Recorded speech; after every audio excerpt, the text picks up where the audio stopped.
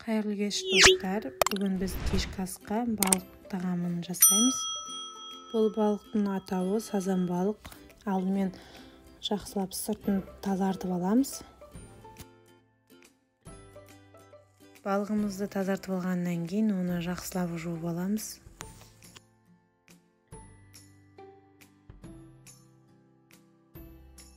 Балығымызды арқа жағынан тіліп, ішіндегі артық заттарын алып тастаймыз.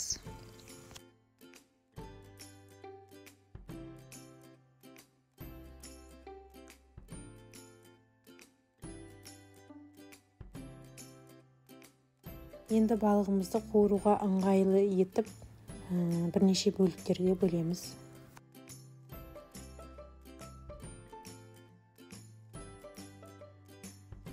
Балықтарымызды бөліктерге бөліп алдық. Енді үстіне су құйып, жақсылап жуып аламыз.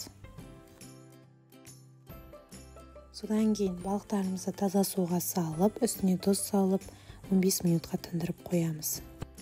Біз енді табамызға балықтың батыратын қияр дайындайтын боламыз. Ол үшін жұмыртқа, тұз, бұрыш және су құйып, жақсылап араластыратын боламыз.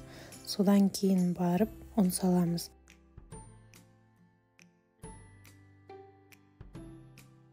Біздің қиярымыз қатты қою болмау қажет.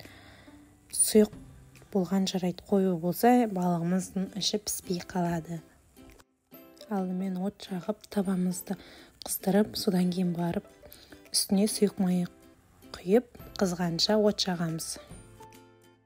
Мінекей біздің майымыз қызды. Енді қиярымызға балығымызды батырып, біртіндеп қурай береміз.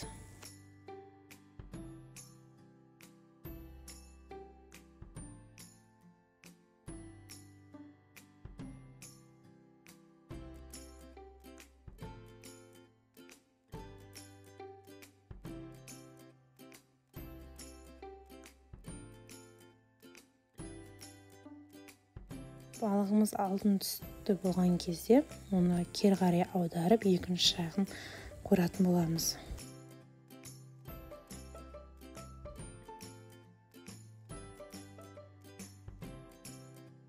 Балықты қиярмен қуырудың бір пайдасы, майыңыз сол қалпы қалады.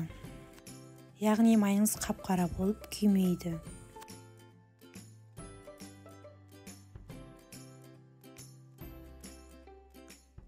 Сіздер видеода көргендей, майымыздың түсі сол қалпы.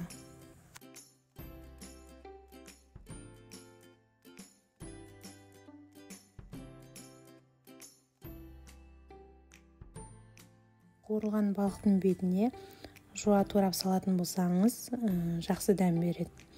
Сіздерге ас болсын, өте тиімді, өте тез дайын болатын балықтың қуыру әдісі. Құрметті менің оқырмандарым, маған тіркеліп, лайк басып, комментарий жазып, қолдау білдіріп кетіңіздер. Келесіде бұдан да күшті видеолар салатын боламын.